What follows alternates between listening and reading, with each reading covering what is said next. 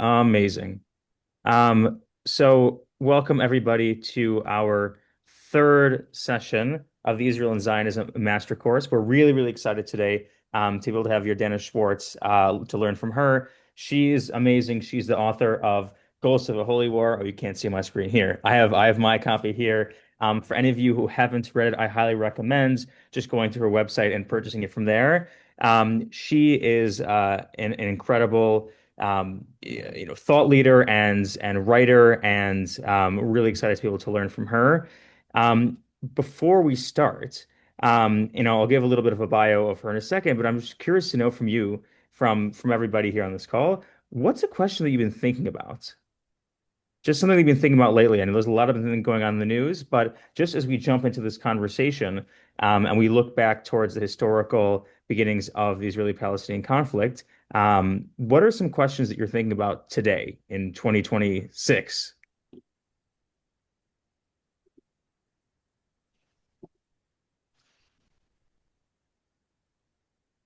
If feel free just to go off mute and to share. You don't need to raise your hand or anything like that.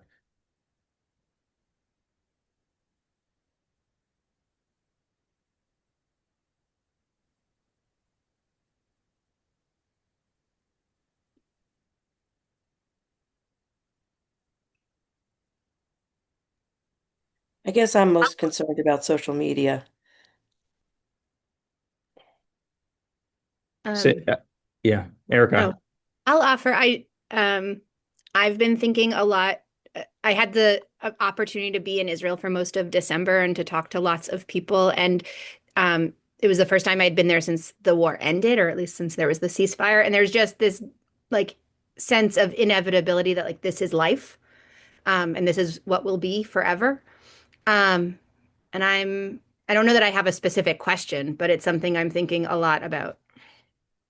What do you mean that like that this is life? That just like this is the current reality where there's This is the current consistent. reality and it will always be the reality. Like I think, I think it wasn't until October 7th that I realized how much of an Oslo, like I grew up in Oslo, right? Like that was my framework for Israel. And so it's such a different sense of like this is it, this is just how life is going to be. This is the situation. Like we're going to be in status quo. There'll be flare-ups and there'll be quiet times, but like this is the best it will get.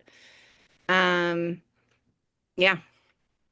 Yeah, I mean it's a very honest perspective, and I think that today in our conversation with Yardena, I don't want to speak about any of the things that she's going to speak about, but looking backwards helps us inform where we are today, and also looking forward, understanding this is not a conflict that began on October 7th, 2023, and looking at the historical underpinnings of it, and also some of the ideological and religious ideas that stand behind it is something that we'll get into today. So, with that, I just wanted to just introduce Yardena Schwartz.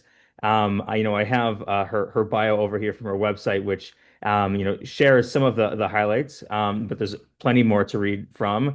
She's an award-winning journalist, Emmy-nominated producer who was based in Israel until 2023. Reporting from four continents, has appeared in dozens of publications, including the New York Times, Wall Street Journal, New York Review of Books, The Economist, Time Magazine, National Geographic, and Foreign Policy. She previously worked at NBC News and MSNBC, graduated with honors from Columbia Journalism School in 2011, received an Emmy nomination for her work at MSNBC in 2013, and the RNA Award for Excellence in Magazine Reporting in 2016. She now lives in New York's Hudson Valley with her husband and children. And this book, Ghosts of a Holy War, is her first book. Yeah, right. Now you can see this.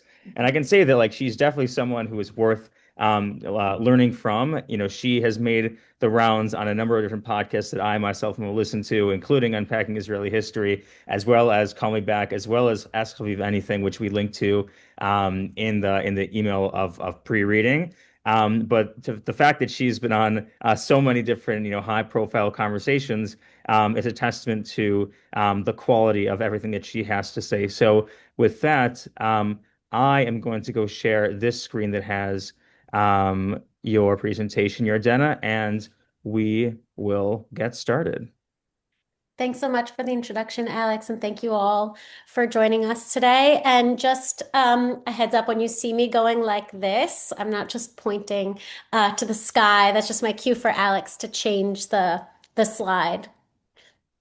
So, ever since October 7th, many people, including American academics, politicians, and the head of the UN, have argued that there was context to Hamas's massacre. The atrocities committed against innocent men, women, and children didn't happen in a vacuum, they told us. They were right, only their context was all wrong. I'm with you today to speak about the true context behind October 7th and the hidden roots of the Arab Israeli conflict. That context is not the blockade of Gaza, nor is it 1967 or even 1948. The roots of this tragedy date back a century to a time and place that has been conveniently forgotten. 2 decades before the State of Israel was born, the ancient Jewish community of Hebron suffered one of the worst pogroms ever perpetrated outside of Europe. It was both more deadly and more gruesome than the infamous Kishinev pogrom, which drove tens of thousands of Jews to flee Eastern Europe. The massacre of Jews in Hebron 1 century ago was a chilling preview of Hamas's attack. It was on a scale far smaller than October 7th, and yet it transformed the region into the one we know today. The 1929 Hebron massacre was ground zero of what was and remains a holy war over holy land. Its causes and its ongoing aftershocks hold all the context we need to understand how we arrived at this tragic moment in Israel's history and how we might finally find a way out. It was another Shabbat morning on August 24th, 1929, when 3,000 Muslim men armed with swords, axes, and daggers marched through the ancient Jewish quarter of Hebron. Rioters went from house to Jewish house that morning, breaking through locked doors and windows and stabbing, torturing, raping, and in some cases castrating and burning their unarmed victims alive. The atrocities committed in Hebron that day shocked the world. Infants were slaughtered in their mothers' arms.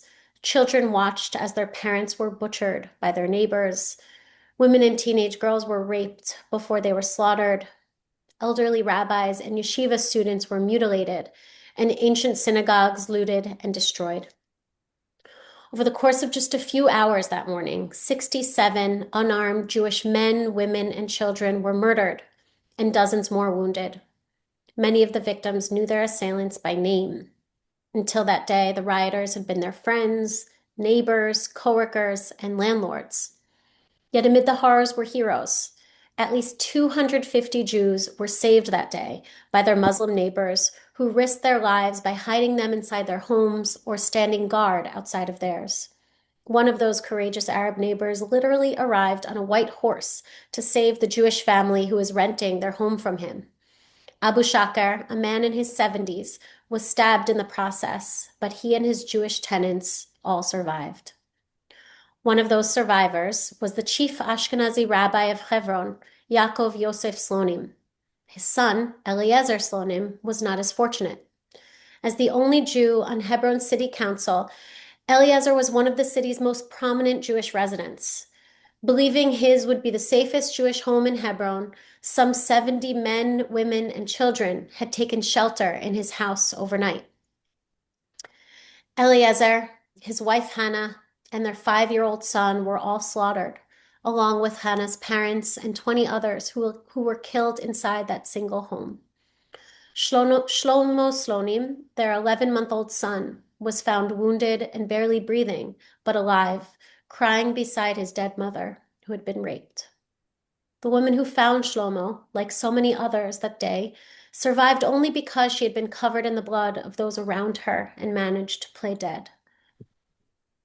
When the massacre ended, the 500 Jews who survived the attacks were evacuated from Hebron by the British authorities who ruled what was then Palestine. They were told never to return. The British had proved not only incapable of protecting the Jews of Hebron, but unwilling to do so out of fear of provoking more Arab violence. The British police chief in Hebron, Raymond Kafarada, oversaw a police force that was entirely Arab except for one Jewish officer. Kafarada only fired his gun when the rioters turned their sights on him. Soon after he fired into the air, the mobs dispersed. Not long before that, Kafarada, who was mounted on his horse, had watched as two young yeshiva students were butchered to death at the feet of his horse. Among the dozens of Arab police officers in Hebron, some tried to quell the riots but were overpowered. Many others took part in the attack or stood by and watched. The massacre in Hebron didn't just decimate one of the world's most ancient Jewish communities. It also ended centuries of peaceful coexistence in the city of Abraham, patriarch of both the Jewish and Arab people. Jews had lived in Hebron since the days of Abraham. Their pious lives were centered around the tomb of the patriarchs and matriarchs, burial place of the forefathers and mothers of the Jewish people. The vast majority of the Jews living in Hebron in 1929 were natives of the land. Most of them spoke Arabic. For centuries, Muslims and Jews had lived harmoniously together in Hebron. This is when that harmony ended and the reality we know today began. My research into this fascinating, long overlooked chapter of history began in 2019 when I was introduced to a family in Memphis, Tennessee, with an epic story to tell.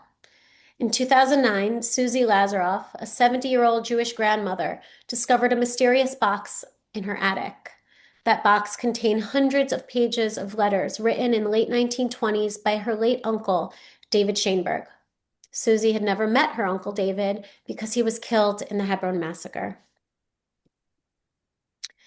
David Schoenberg was 22 years old when he sailed to British Mandate Palestine in 1928 to attend what was then the most prestigious yeshiva in the Holy Land. While studying at the Hebron Yeshiva, David wrote long, poetic letters to his family in Memphis every week. His letters described Hebron's biblical beauty and serenity and the remarkable relations between the city's Jewish minority and its Arab majority. He wrote of holiday celebrations and weddings where rabbis and Muslim leaders danced side by side. He wrote of Hebron's Hadassah Clinic, where needy Arabs and Jews alike received free treatment. Until she discovered that box in her attic, Susie Lazaroff knew little about Hebron or the massacre that took her uncle's life. Growing up in Memphis, that tragic day was rarely discussed. It was too painful a memory for David's parents, who had opposed his move to Hebron. After all, in 1928, young men did not leave their family and move across the world to study Talmud in the land of Israel. In 1928, Zionism had not yet been embraced by the American Jewish community or by the traditional Jewish community of Palestine. That began to change after the massacre of 1929. Before I read David's letters, I too knew very little about that massacre or the history of Hebron. When I was introduced to David's family in Memphis, I was a freelance journalist based in Tel Aviv, and I had been to Hebron only once. That brief visit was so disturbing that I never returned until I started working on this book. In the spring of 2011, I was a student at Columbia Journalism School on a one-day tour of Hebron with Breaking the Silence, an organization founded by Israeli soldiers who had served in Hebron. They wanted Israelis to know what was being done in the name of security: nightly raids into randomly chosen Palestinian homes, beatings of those who resisted, stifling restrictions of movement on the streets where they lived, and more. Walking the empty streets of Hebron that day, past shuttered Arab shops, barbed wire, Israeli soldiers, and checkpoints, I gazed up at what I thought was an abandoned home and glimpsed a pair of tiny hands gripping the iron bars of her window. I locked eyes with a young Palestinian girl who peered down at me like a caged bird. And it struck me that as a graduate student living in New York, I had more freedom on this little girl street than she did. That day, a city that should be a monument to Judaism's ancient past became for me a tragic microcosm of the entire conflict. Like David, I too was a young American Jew who returned to our ancient homeland. David came as a scholar of ancient texts seeking a more spiritual connection with God and the Jewish people. David was a religious Jew who was deeply skeptical of the secular Zionist movement. I came as a journalist and as a secular Zionist who was deeply disturbed by the direction Jewish extremists were steering the Jewish state. After moving to Tel Aviv in 2013, I stayed far away from Hebron. But then in 2019, after reading David's letters, I embarked on a journey to discover how Hebron, the biblical cradle of our people, had become the deepest wound of this conflict. I wanted to understand why the return of a persecuted people to our native land had led to the misery of another people who feel their homeland has been taken from them. Did it need to be this way? Over the course of 3 years, I spent hundreds of hours with Israelis and Palestinians in Hebron. Those conversations led me to understand why this conflict persists and why every peace effort has failed. And no, it did not need to be this way. In 1929, there was no oppression of Palestinians, no Israeli occupation, no Israeli soldiers. There was no state of Israel. Jews were a weak minority in British Mandate Palestine, just 20% of a population of less than 1 million people. When the British conquered Palestine from the Ottoman Empire at the end of World War I, they ended centuries of Ottoman restrictions on Jewish life and quotas on Jewish immigration. The Balfour Declaration enabled tens of thousands of Jews to flee the pogroms of Europe and build new lives in their homeland, joining the Jewish natives of Palestine who had been there for generations. The British Mandate promised that in building a Jewish home in Palestine, not a Jewish state, the rights of the Arab community would be protected. Yet for nearly 1,000 years of Muslim rule in Palestine, Jews had been second-class citizens. Many Muslims opposed the prospect of Jews becoming equal. Chief among them was the British-appointed Grand Mufti of Jerusalem, Haj Amin al-Husseini. The Muslim equivalent of Chief Rabbi of Palestine, the Grand Mufti was the leader of Palestinian Muslims under British rule. Husseini was also the father of the Palestinian national movement. What led to the riots of 1929 was a campaign of propaganda he initiated to quiet dissent and criticism from his own people. Ever since his appointment by the British in 1921, the Grand Mufti had faced accusations of corruption, nepotism, and misuse of religious funds. He was not a popular leader. In fact, he did not even have the religious qualifications to serve as the most important Islamic leader in Palestine. He had never completed his religious studies and had already been sentenced by the British for inciting riots in Jerusalem in 1920. For years, Husseini was dogged by criticism in the Arabic press and by rival Arab leaders. Then, in 1928, Husseini discovered the power of the world's oldest scapegoat. He turned his people's attention away from his own corruption by creating a far more menacing threat. How did he do it? He convinced his people that the Jews of Palestine were plotting to conquer Al-Aqsa Mosque. The third holiest site in Islam, Al-Aqsa sits atop the ruins of the ancient Jewish temples in Jerusalem, the site we know as the Temple Mount. To rally the Muslims of Palestine behind him and to propel his standing in the wider Muslim world, the Grand Mufti waged a campaign of fear and disinformation. Using language that was very similar to the anti-immigrant rhetoric we hear from so many politicians today, Husseini fostered Muslim suspicion of the country's Jewish minority and opposition to rising Jewish immigration from Europe, where pogroms were raging. In Arabic, the riots of 1929 are known as the Al-Buraq Rebellion. Al-Buraq is the Arabic name for the Western Wall. According to the Grand Mufti, Jews who were demanding British protection to pray in peace at the Western Wall were actually seeking to destroy Al-Aqsa. The Western Wall, he insisted, was not a Jewish holy site, but a Muslim one. Jewish efforts to preserve their freedom of worship at the wall were merely an excuse, he claimed. Their actual goal was to take over the wall and from there to destroy Al-Aqsa and rebuild their ancient temple. Beginning in 1928, Husseini worked to limit Jewish access to the Western Wall and to convince the British authorities that the wall was a sacred Muslim site that Jews were infringing upon. In 1929, he oversaw several new projects at the Western Wall, including the construction of a wall on top of it, whose stated purpose was to protect Muslim women from the male gaze. In practice, it led to stones falling atop the heads of Jewish worshippers. Yet the most egregious example was the construction of a doorway that allowed Muslim worshippers to pass from the Western Wall directly to Al-Aqsa. After the doorway's construction, Muslim attacks on Jewish worshippers at the wall became a near daily occurrence. On Tisha B'Av in August of 1929, 10,000 Jews gathered near the Western Wall to pray on the holiest day on the Jewish calendar, just as they had years before. Only this time, they were surrounded by a line of horse-mounted British police there to protect them from Muslim attacks. The following day, hundreds of Jewish youth, many of them followers of Jabotinsky, marched to the wall in protest of the British failure to protect Jewish freedom of worship. Singing Hatikvah and carrying flags bearing the Star of David, the protesters chanted, "The wall is ours." Although it was politically provocative, their march was entirely peaceful, yet Arab leaders and the Arabic press claimed otherwise. According to them, the Jews who marched to the Western Wall had attacked Muslim men, raped Muslim women, and cursed the Prophet Muhammad.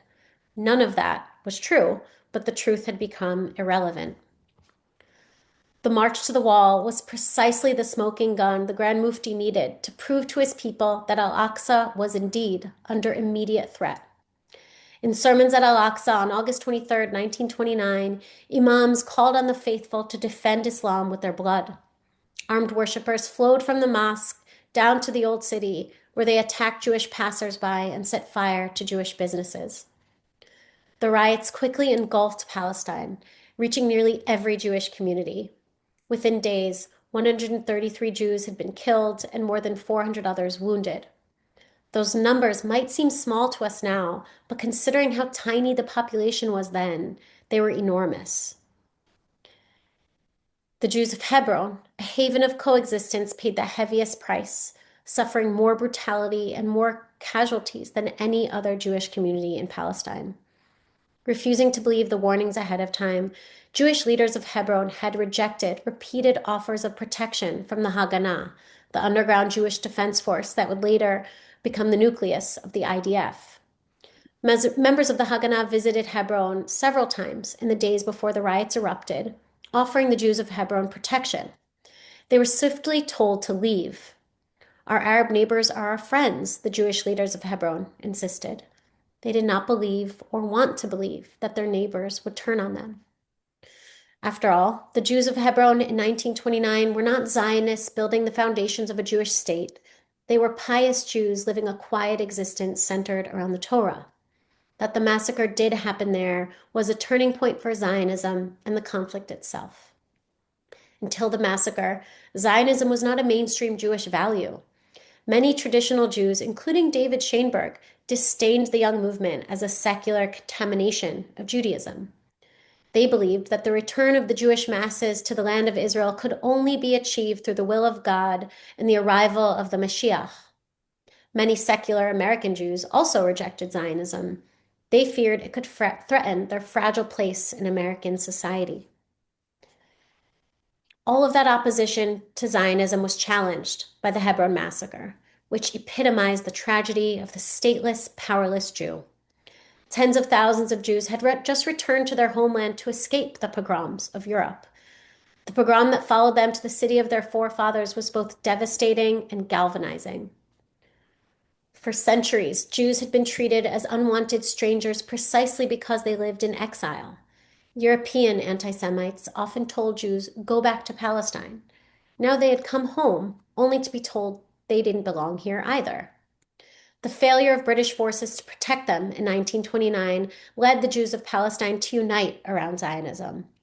After the massacre, many of those who had until then opposed it now agreed that Jews could only be safe in their own country under the protection of their own army. No foreign power was ever going to protect them.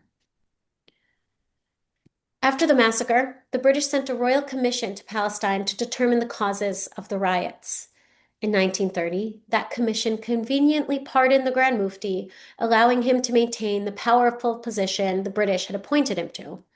Instead, they blamed the riot on the peaceful Jewish demonstration at the Western Wall on Tisha B'Av.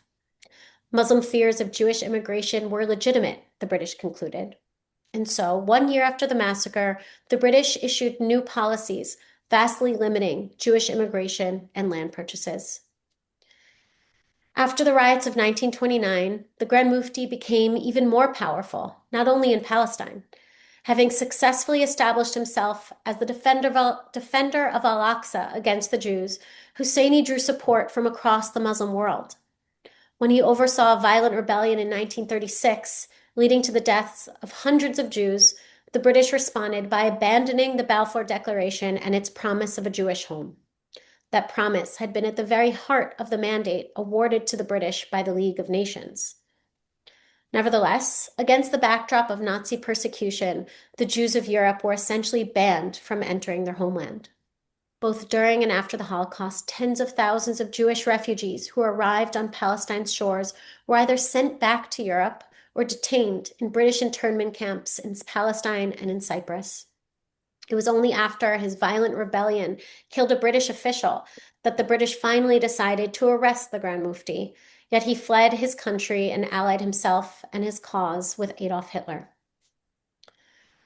Throughout World War II, the Grand Mufti was lavishly paid by the Nazi regime as its leading voice in the Arab world. Living in a Nazi-financed estate in Berlin from 1941 to 1945, the first leader of the Palestinian people led the Arab Bureau of the Nazis' Ministry of Propaganda. Husseini issued Arabic radio broadcasts of Nazi propaganda throughout the Arab world and recruited tens of thousands of Muslims to fight for the Nazis. He toured concentration camps, befriended the architects of the final solution, and even oversaw a failed Nazi operation in Palestine. The goal of that operation, Operation Atlas, was to establish a Nazi communications base and to poison the drinking water of Tel Aviv. Thankfully, it failed miserably. Outside of his work with the Nazis, the Grand Mufti also personally lobbied the leaders of Greece, Romania, Turkey, and other countries, urging them to do everything in their power to prevent their country's Jews from fleeing to Palestine. Instead, he pleaded with them to send them to Poland. This was in 1943, when the Mufti knew exactly what was happening to Jews who were sent to Poland.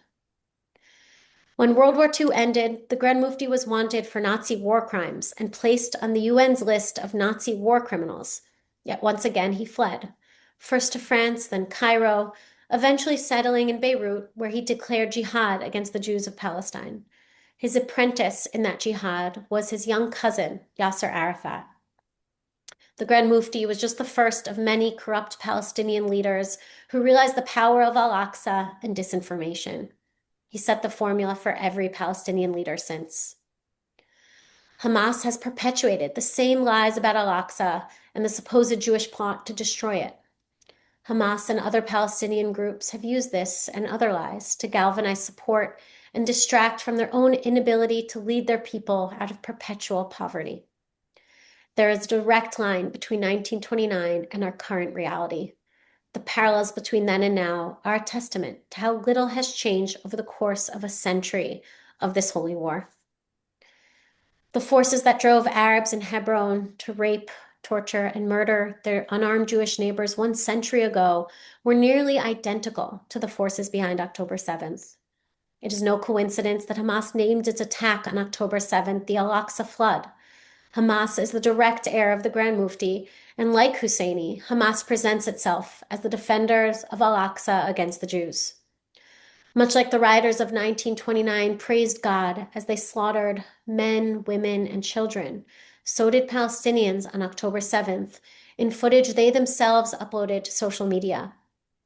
In the hundreds of hours of Hamas footage from October 7th, no one uttered the words "Free Palestine" or "End the occupation" in any language. Yet nearly all of them were cheering Allahu Akbar, just like the rioters of 1929. Just as the Jews who were killed in Hebron in 1929 were not Zionists, the Jews who were killed in southern Israel on October 7th were not settlers. In fact, most of them were left-wing Israelis. Many of them had spent the previous 9 months protesting against Benjamin Netanyahu's far-right government. Many of those killed or kidnapped that day were peace activists who had spent years trying to help civilians in Gaza. The euphoric celebrations in the West Bank and Gaza on October 7th and the scenes of Palestinians in Gaza crowding around tortured Israeli hostages and cheering Hamas's attack will not be easily forgotten in Israel. The perpetrators of the massacre of 1929 were also hailed as heroes. In yet another echo of 1929, dozens of Muslim citizens of Israel risked their lives to rescue Jewish Israelis from Hamas's attack. Many of these courageous Muslims paid with their lives. Some were murdered on October 7th, while others were kidnapped to Gaza. These Muslim heroes serve as an important reminder. This holy war is not between Islam and Judaism. It is between those who weaponize religion and glorify violence and those who seek peace. In the immediate aftermath of October 7th, people around the world simultaneously denied the facts of Hamas's attack and blamed Israel for the massacre. The atrocities of 1929 were also widely denied by Arab leaders and blamed on their Jewish victims. The Arabic press falsely claimed that Jews had initiated the violence in Jerusalem. Arab leaders claimed that yeshiva students in Hebron had killed their fellow Jews in order to raise funds from the diaspora. The difference was that in 1929, the international community did not believe these denials. In newspapers like the New York Times, lies were presented as lies. Newspapers and the journalists they employed did not attempt to justify the massacre of 1929. In fact, on August 26, 1929, 35,000 people marched through downtown Manhattan to protest the riots and the British failure to protect the Jews of Palestine. Similar protests were held around the world. Meanwhile, in cities across America and around the world, on October 8, 2023, protesters marched in support of the massacre and its perpetrators. Even then, there were false accusations of genocide. Many politicians and news organizations have described these protesters as anti-war or pro-Palestinian. Yet many of them express support for a group that has rejected peace at every turn and whose endless war against Israel has brought nothing but death and destruction upon the Palestinian people. Hamas's rejection of Israel's existence goes back to the Grand Mufti, who rejected the first two-state solution in 1937 when it was proposed by the British. He did so again in 1947 when the UN voted to partition British Mandate Palestine into an Arab state and a Jewish state. Palestine could have gained independence for the first time in its history. After all, Palestine had never been independent. It had always been ruled by foreign powers. That could have changed in 1947. Yet while the Jewish leaders of Palestine embraced the UN partition plan, the Mufti and every single Arab state rejected it. The Grand Mufti responded to the UN vote by declaring jihad and establishing the Army of the Holy War, also known as the Army of the Jihad. 1,000 Muslim members of the Waffen-SS, men the Mufti had recruited during his time in Berlin, joined that holy war against the Jews of Palestine. While we often refer to that war as the War of 1948, it actually began in 1947, the day after the UN voted to partition Palestine. The day the British left Palestine, in May of 1948, the armies of Egypt, Jordan, Syria, Lebanon, and Iraq invaded the newly born state of Israel. We all know how that war ended. This is what Palestinians call the Nakba, the catastrophe, when some 700,000 Palestinians became refugees. Yet imagine what could have been if the Mufti and other Arab leaders had agreed to two states for two people rather than declaring jihad. The Mufti's political descendants have rejected every single two-state solution since then. When Israel's offer of a Palestinian state in 2000 was rejected by Yasser Arafat and followed by 5 years of suicide bombings, many Israelis concluded that Palestinians were not interested in peace. And yet, Israel made an even more generous offer in 2008. Once again, that offer was rejected. While this commitment to violent resistance has enriched corrupt Palestinian leaders beyond their wildest dreams, it has made life for the Palestinian people ever more hopeless and the prospects for peace ever more distant. The violent rejection of peace by Palestinian leaders is precisely what has created the restrictive policies so many innocent Palestinians suffer from, including that little girl in Hebron. The massacre of October 7th and the widespread support for that massacre among Palestinians has convinced even left-wing Israelis that there really is no partner for peace. Throughout the history of this conflict, violent resistance has always only led to more devastation for Palestinians themselves. I began writing Ghosts of a Holy War 4 years before October 7th, and not once did I fathom that anything even remotely similar to what happened in 1929 could happen in my lifetime. The fact that it did, and that it is being justified by millions of people around the world, prove that the actual history of this conflict has been ignored for far too long. My hope in writing this book is that it will no longer be ignored. Thank you.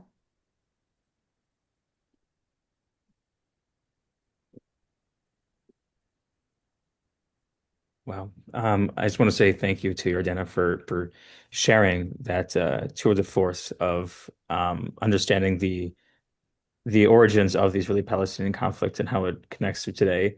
What we're going to do now is just to open up the floor to people to ask questions. So if you have a question, feel free either just to go off mute and to raise your hand. Actually, you don't need to raise your hand, just to go off mute and ask the question. Otherwise, to put it in the chat.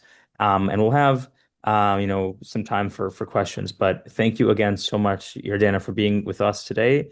And I look forward to hearing all of the questions from our members of the audience in the cohort. Thank you.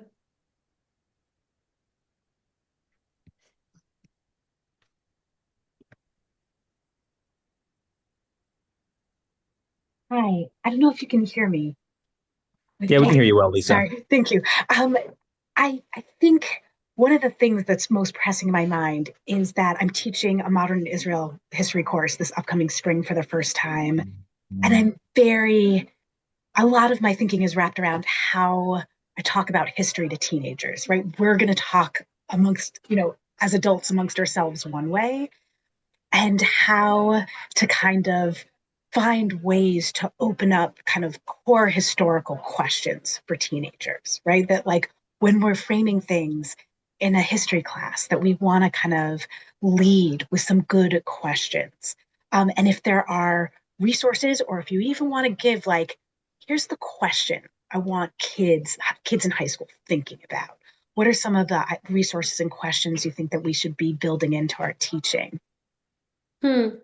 That's a great question. And I'm so glad you asked it because I think that one of the reasons so many Jews in the diaspora are so unaware of the history of this conflict is because I think we tread too lightly with young people, including teenagers, and think that they can't handle certain, difficult, painful information. I mean, I went to Jewish day school. I studied this conflict. I never learned about this massacre. I never learned about the Grand Mufti and his ties with the Nazis. And I've heard the same from so many people I've spoken to, young and old.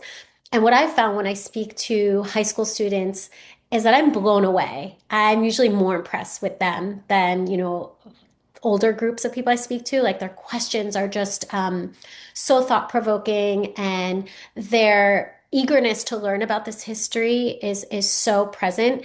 And so I think the first thing I would say is just I don't think we should shy away from teaching these really difficult moments in our history. I think it's really paramount, especially now after October 7th, to teach about this specific chapter in our history that has been so overlooked.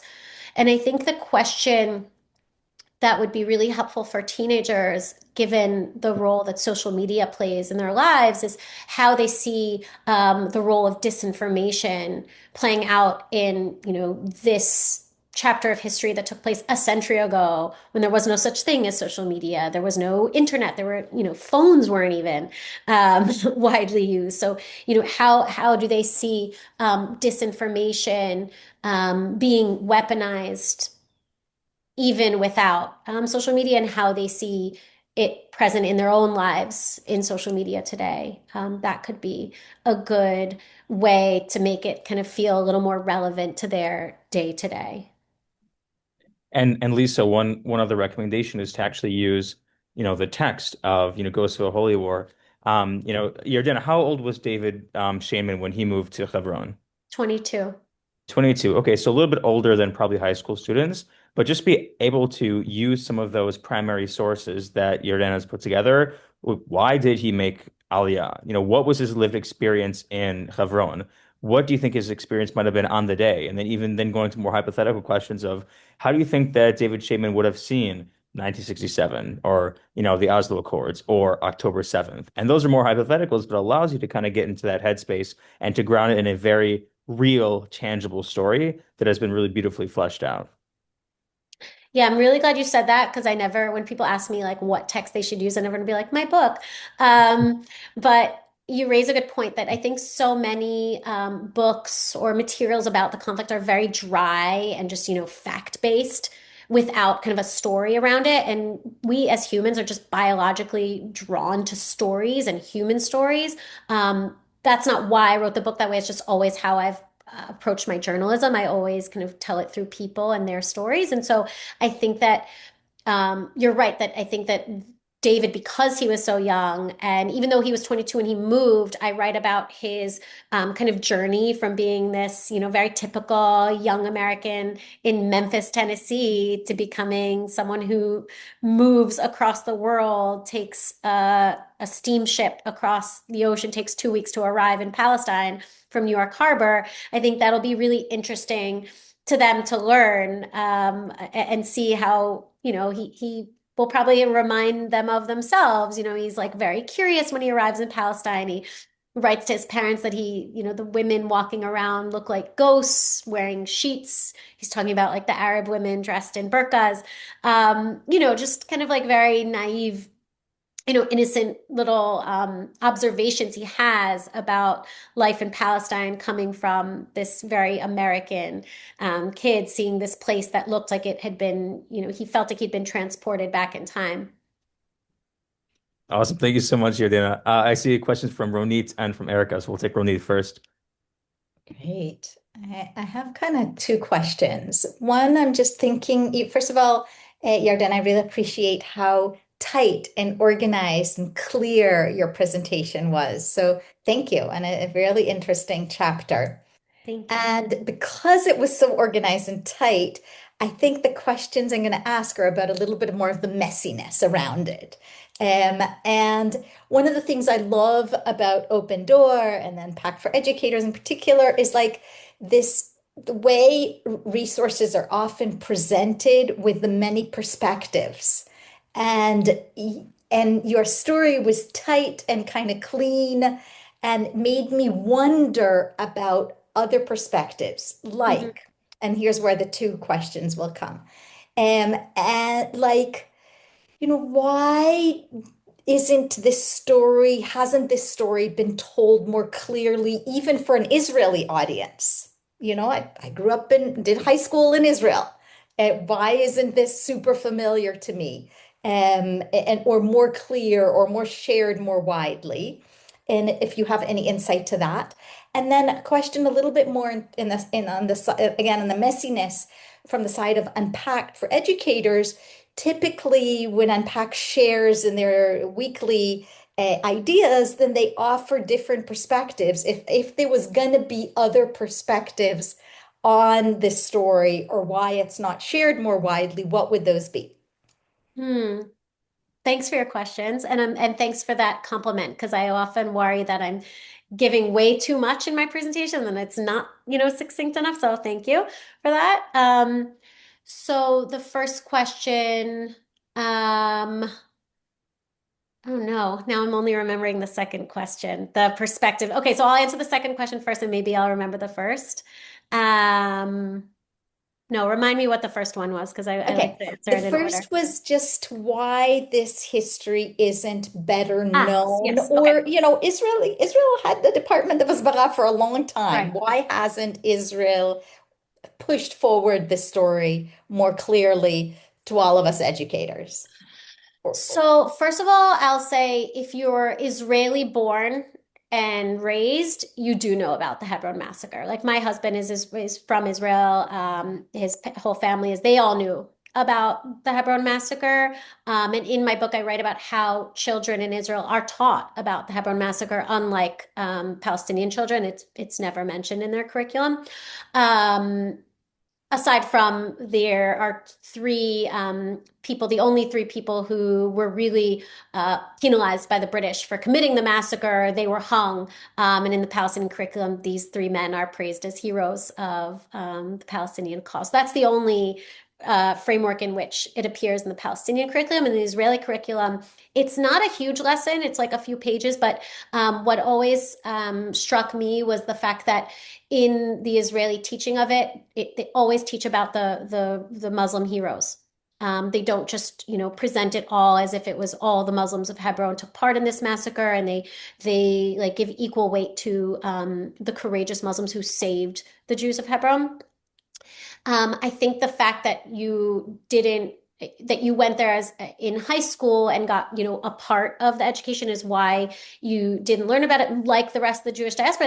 And that's the same question of why don't we learn about this history? And I think on the Israeli front, I think the reason that Israelis don't talk about it as much, or in the Israeli kind of consciousness, it's not as dominant, is because the way that Israeli history is usually taught and the parts of our history that are usually more focused on in Israeli society are our heroic moments, the pioneers of Israel, the wars in which we were so triumphant, and Holocaust education was controversial in Israel. Like a lot of Holocaust survivors were treated as kind of people you didn't want to hear from in Israel because of that kind of mindset of like really focusing on, the new Jew, changing the historical narrative of what it means to be a Jew, to be persecuted, to be downtrodden. No, Israel, all the modern establishment of Israel was all about changing that story to be a Jew who is strong and creates their own destiny. And I think that's one reason why the Hebron massacre kind of fell to the back burner, because that wasn't a heroic story. That was, kind of like the way that Kishinev was written about by Israeli literary figures was also one of, kind of this Jew that we didn't want to be anymore, the kind of Jew that gets slaughtered and that just hides in his home while a pogrom rages outside and their women and daughters are raped. I think that is one reason why the Hebron massacre has not figured as prominently in Israeli history in the way it's taught, whether it's in Israel or the diaspora. I also think that the timing of the Hebron massacre helps explain why it was so quickly forgotten. Because 1 month later, the stock market crashed and the Great Depression began, 1929. And, shortly, just a few years later, Hitler rose to power, and then the Holocaust, and then the birth of this modern state of Israel. I just think that there were so many massive global events that eclipsed the Hebron massacre. And so the impact that it had, which wasn't immediate, the impact it had on Zionism was not overnight. It took some years for the Haganah to become more powerful as a result of the massacre, for the Sephardi, Mizrahi, and traditional Jewish communities in Palestine to rally around Zionism. Though, these communities that had been anti-Zionist before. The splintering of the Haganah into the Irgun, that was also a result of the Hebron massacre, and this notion that we can't just wait to be attacked again. We need to be preemptively attacking or carrying out retaliatory attacks so that to deter more attacks. So I think it's just a combination of a lot of reasons. And then for your second question, I think another perspective on the riots of 1929 are from a book called 1929 Ground Zero by Hillel Cohen. He's a professor at Hebrew University. And his book is much more academic. It's not, told through a story or characters. It's very much just kind of like facts, ma'am. But it's short and it really just focuses on the riots as a whole.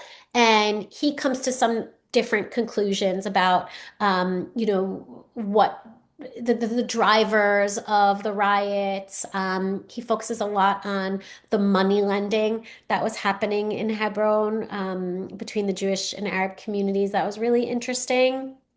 Um, but in terms of like an Arab perspective, again, I mean, the Arab perspective, as I mentioned in the presentation, is really that to this day, like when I interviewed Arabs in Hebron about the riots of 1929, they claim that it was initiated by the Jews, that the atrocities in Hebron were not committed by Arabs, that they were either committed by Jews or by the British. There's just this widespread denial of the facts of those riots and the massacre in Hebron. Thank you. Erica.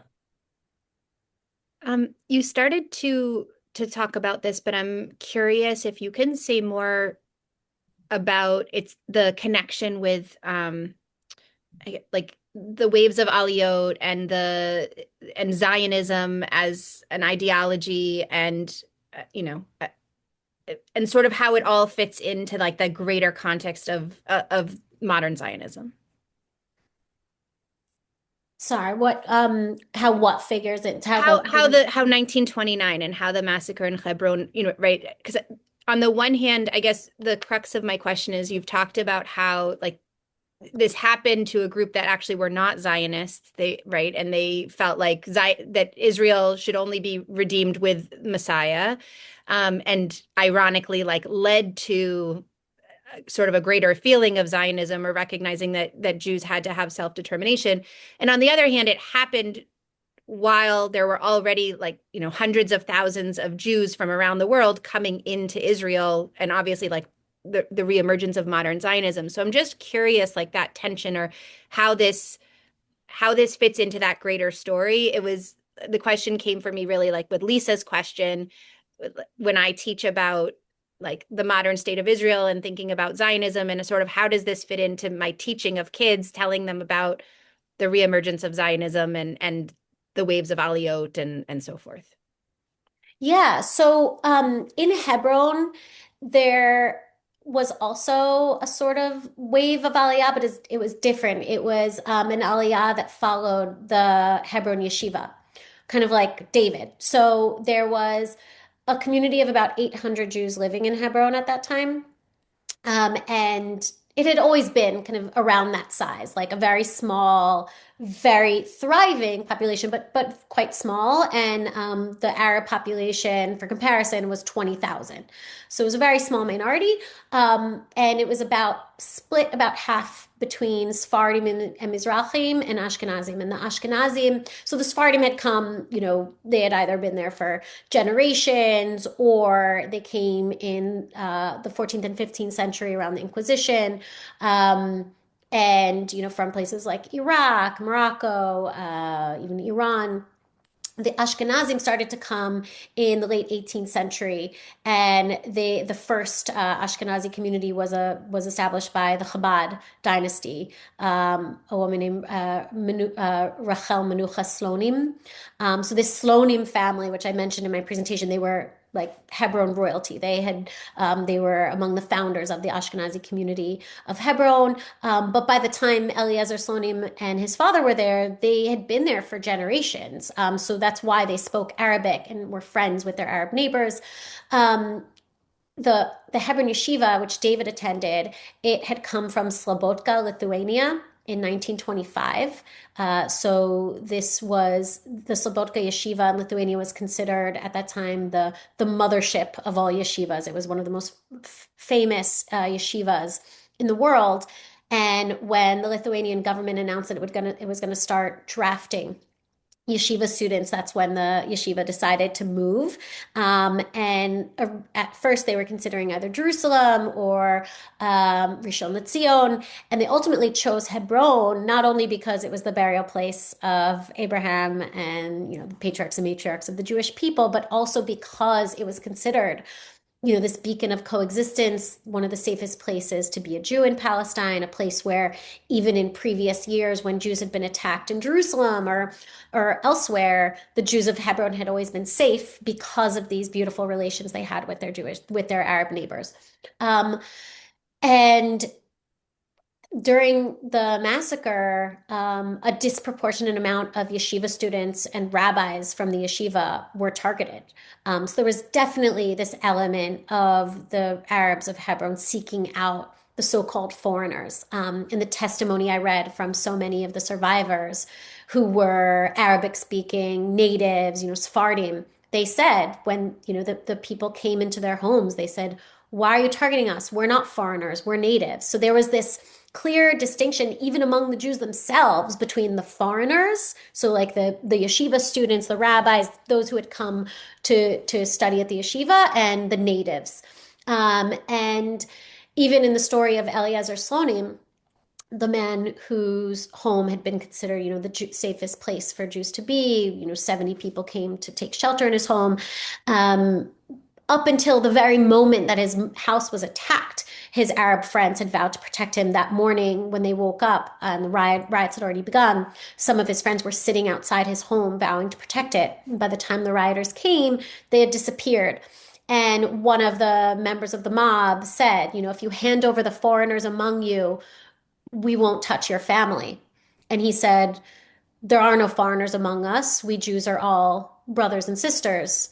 And that was when he was killed. And so there was this sense, both among Jews and Arabs, that it was, the foreigners, the invaders, the Muscovites, they were often called, the people, they were all kind of labeled as being from Moscow. And it was really interesting to me that in David's letters, he didn't really, he would talk about the tensions around the country and around the Western Wall. He was actually at the Kotel on Tisha B'Av, and wrote his last letter to his family was actually written from Jerusalem, or sorry, written after he'd come home from Jerusalem. This was like a few nights before he was killed. The letter arrived at to his home after he was already dead. And he wrote about how the tensions felt like they were about to boil over. But in Hebron, he had no inkling of that. Like he didn't feel any animosity from the Arabs of Hebron. He wrote of, his fellow students who had made friends with Arabs, who were taking who were learning Arabic from Arabs in Hebron and teaching Arabs in Hebron English. So, this idea that, and often when I criticism I get from like trolls online is, oh, this wasn't, this massacre wasn't about Al-Aqsa, it was about, Zionists invading Palestine. Like, again, they were 20% of the country. It was a population of less than 1 million people. There was plenty of room for everyone. And one thing that was really, I think a telltale sign of the fact that this wasn't about, immigration or land purchases was the fact that the people who were killed and targeted weren't taking anyone's jobs. That was one big complaint about Zionism at the time, that Arab workers were losing their jobs to Jews. No one was losing, no one in Hebron was taking anyone's job. Like these were pious Jews living a quiet existence. They weren't, taking anyone's land or jobs. And even outside of Hebron, the land was being bought, at exorbitant prices, often from the leaders of the Arab nationalist movement, including members of the Husseini family who were selling their land to Jews and then going, turning their backs and complaining to the British and to their own people that Jews were stealing land. So I think that's kind of my, in a nutshell, take on the idea of like where Zionism and the Zionist movement played a role in kind of leading up to the massacre. But obviously, it's much deeper than that, and you can read more about my take on that in the book.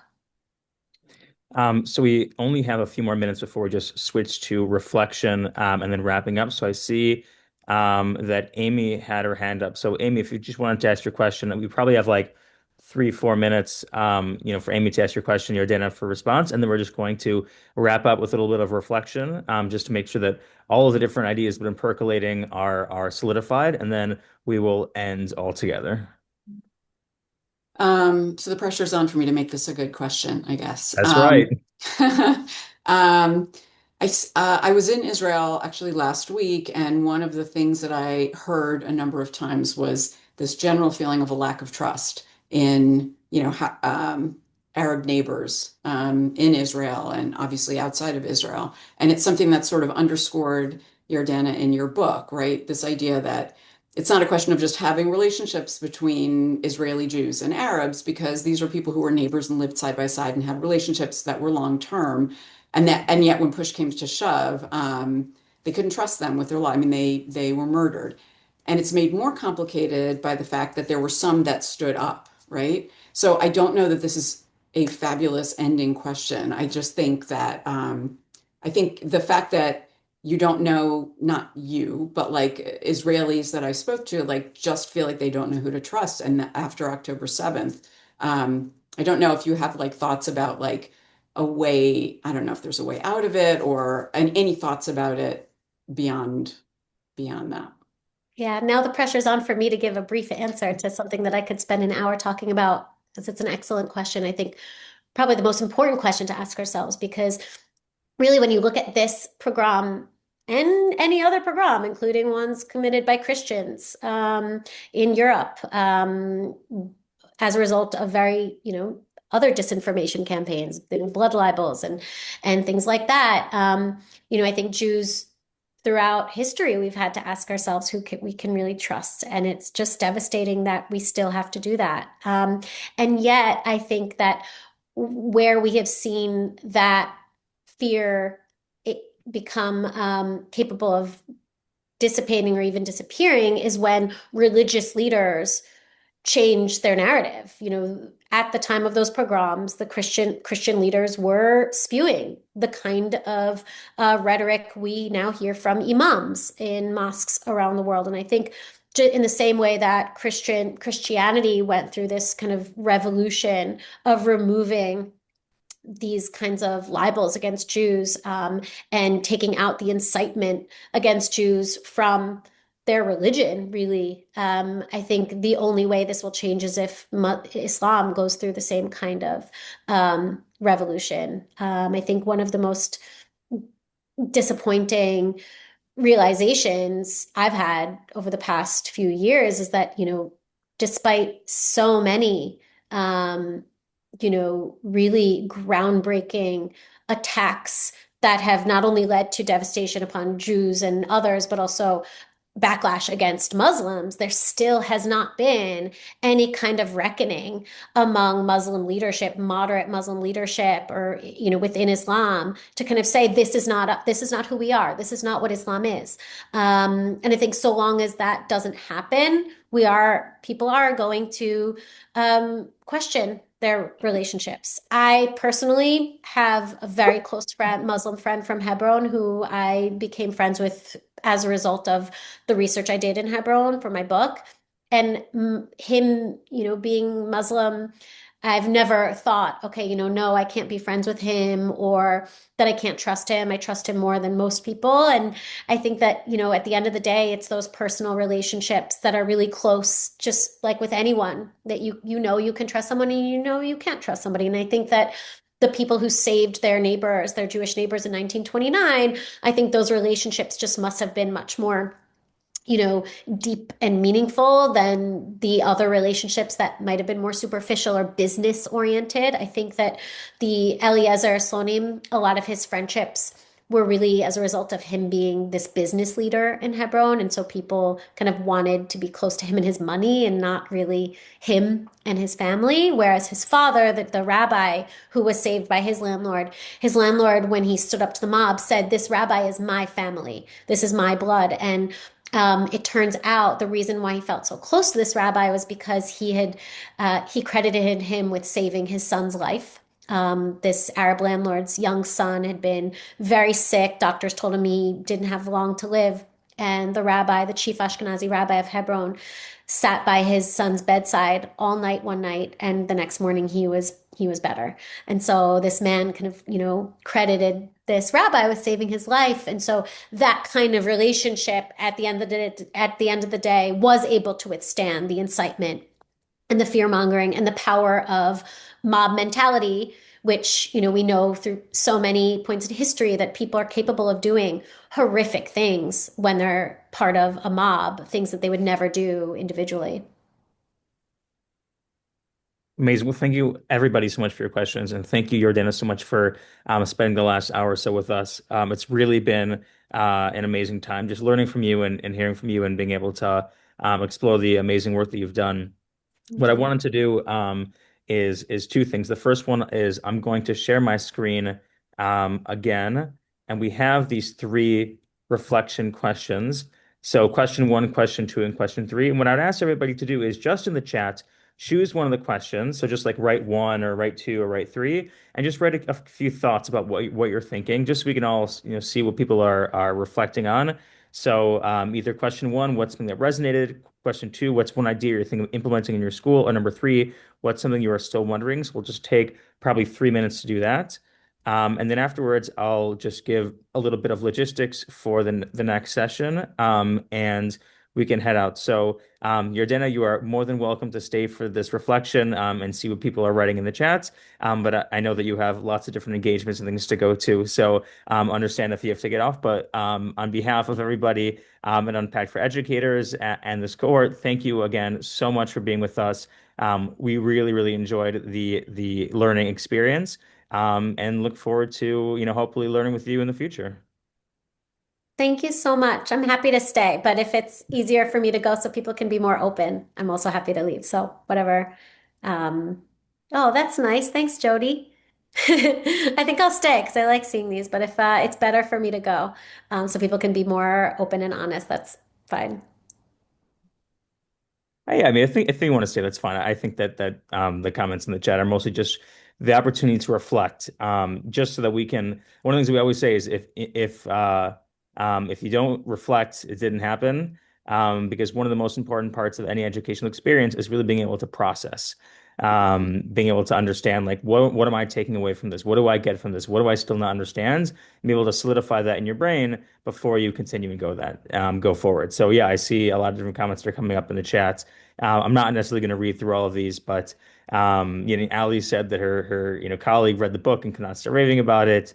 Um, what pieces of the puzzle and the history of Israel can we add? And that's something Noah mentioned. Yeah, amazing. So I'll just give another minute or two for people to write any responses into the chat.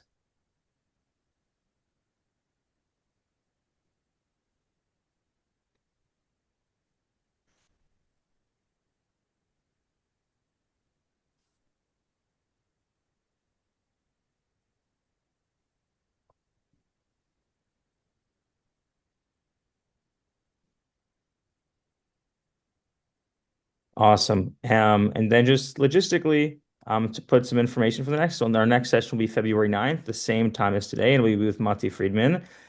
So I look forward to seeing you all there.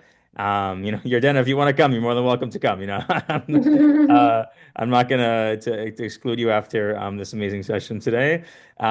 So with that, I'll wrap up. If anyone wants to stay on just for another minute, if they have any questions, we'll do so. But what I'll do is I'm going to stop the recording now, and wish you all a great rest of your day. For those of you who celebrate the Gregorian New Year, a Happy New Year. I personally don't celebrate. I think that it's just another excuse to get a new calendar. The New Year that is more important to me is September, October. But that's just my take. So thank you all so much for being here today. Thank you again to Yardena. And I look forward to speaking with you all again soon in just over a month.